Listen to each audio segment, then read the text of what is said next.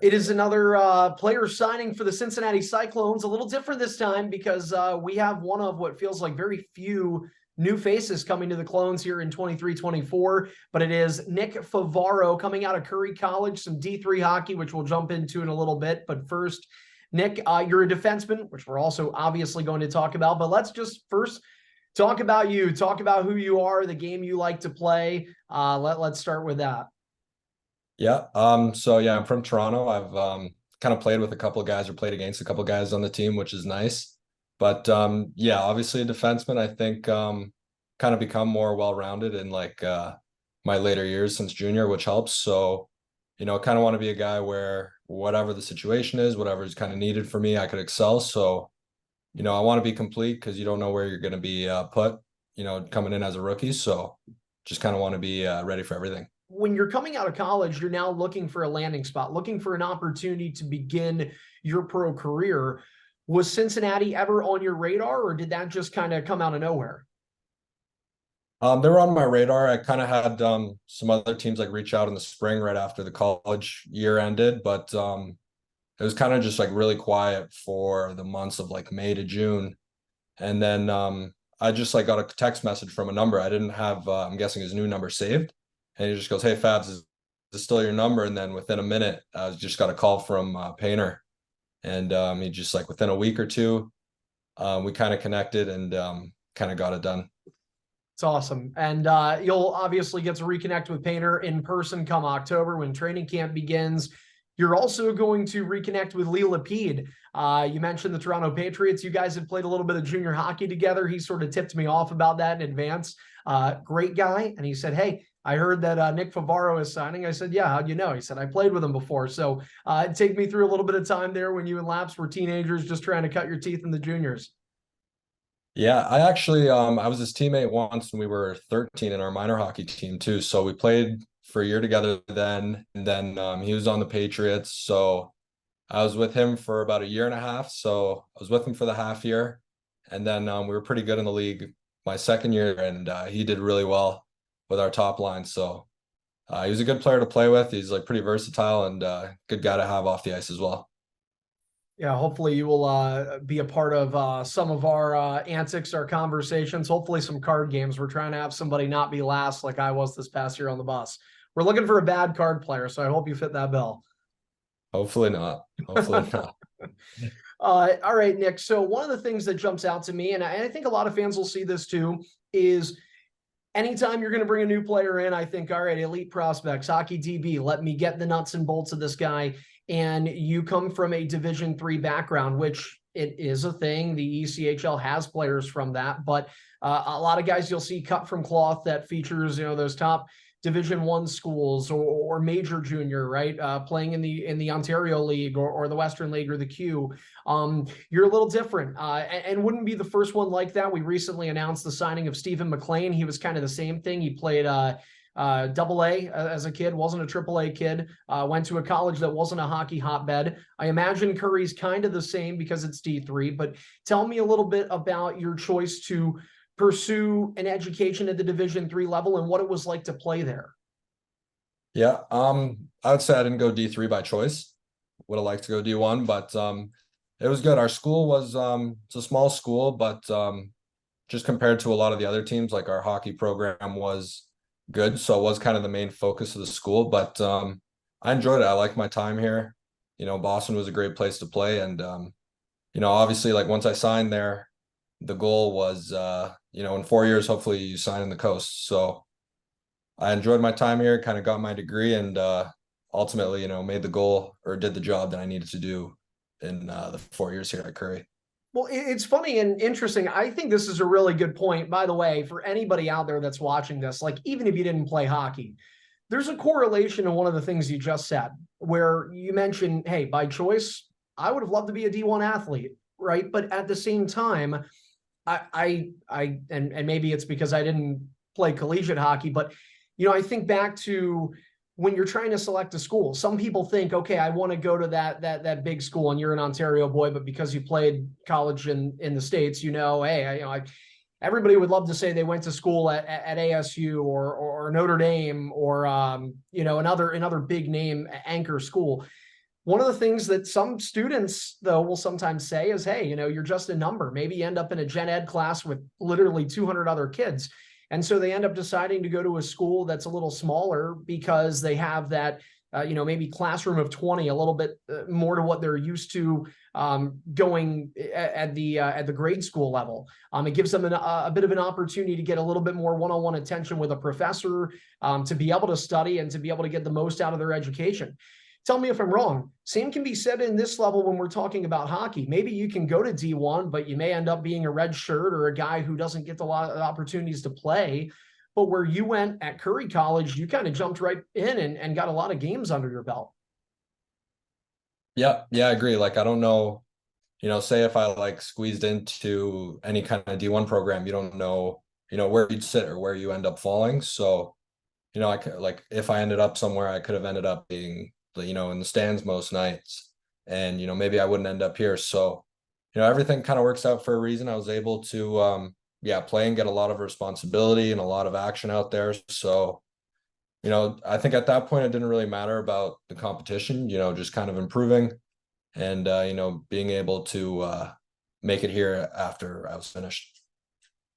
I know something you said right off the top here, your elevator pitch was you want to have a well-rounded game. That's what you want to bring to the pro level. Let's talk about one of the layers to your game. It really got showcased your senior season. It's hard to be on a team's top 3 in scoring. It's even harder to do it when you're a defenseman. You were over a point per game this past year. So that's success. I don't know if that's something you foresee immediately translating to the pro game, but you have to feel pretty confident when it comes to having the puck on your stick. Yeah, things just kind of went well throughout the year. Obviously, we had a good team too, which helps. I had a couple good, like my D pairing was good, and our power play was great, so that helped. But yeah, I think confidence is kind of everything, and that kind of made the jump for me for like my junior year to senior year. So, you kind of have to have confidence, and if you don't, you're going to struggle. So, yeah, just obviously want to play confident, and hopefully it translates as well as it can into next year. It's interesting talking to somebody who's going to be adjusting from college to pro. There's almost this backwards, forwards thing when you go through hockey because you play junior hockey. There you're playing 50 plus games a year. That's normal. Then you're trying to get an opportunity to play college where sometimes you're not even playing 30 games a season. And if you are, you're barely scratching 30 games. And now you got to try and ramp up again because the ECHL is a 72 game regular season. Playoffs are best of 7. The Cyclones competed in 83 games last year. How do you mentally kind of go through that process? I guess in order to tell me this, you sort of have to backpedal, right? Take me through transitioning from junior to college. And what are you doing this summer to get ready for what will undoubtedly be significantly more games than what you've done the last 4 years? Yeah. I think it's better, honestly, to have more games. In college, you just play Friday, Saturday. So say you have a bad weekend, that's all you could think about for the next 4 days. So it's kind of worse like that, where you kind of dwell on bad games. Like if you do have a bad game, you just dwell on it for so long. But it is nice to have a lot of games so you could just kind of bounce back if things don't go wrong.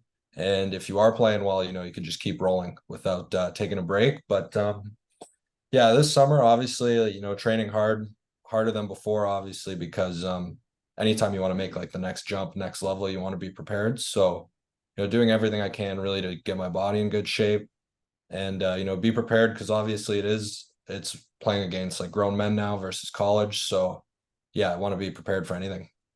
We talked about your connections, Lee Lapide, Jason Payne. Whether it's one of those two, both of them, somebody else who has played or is playing minor pro hockey, have you talked to anybody as you've now committed to this decision? Obviously, the pro schedule, I mean, you say, hey, I think it's better to play more games.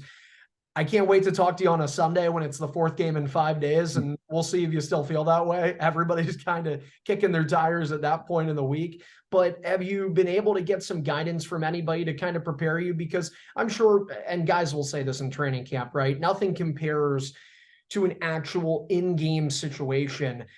nothing compares to actually being in the thick of it on those bus rides, going through the 72 game grind, but you can still get advice along the way. Have you had the chance to do that? Talk to anybody, kind of get some feedback, getting ready here? A little bit. I haven't talked to Laps about it too much, but I know Yemen's played on the team for a bit. I saw him this summer a couple times. So I was just kind of asking him how he liked it, how he liked the city. I hadn't signed yet, so I didn't know if I was going to Cincinnati, but just kind of asking him around the league. And then a couple of guys that I played with or played against in D3, like they obviously haven't done the full 72 game grind, but just kind of asking them how it was out there, how was kind of the transition, obviously from going from D3 to the coast. So kind of got a bit of knowledge, but I think it's kind of one of those things where to truly adapt, you kind of have to throw yourself in the fire and see it for yourself. Brandon Yeaman's in his short time with the Cyclones for parts of 2 seasons, a big fan favorite. Anybody that drops the gloves is going to be in this city. What is he? What has Jason? What has Laps said about Cincinnati? I know you obviously haven't played a game yet in a Cyclones jersey, but what are you excited about specifically coming to the Cyclones? Just looks like there's a great fan base, like just from, seeing posts on Instagram, seeing the stadium, and it's been packed in most of the places.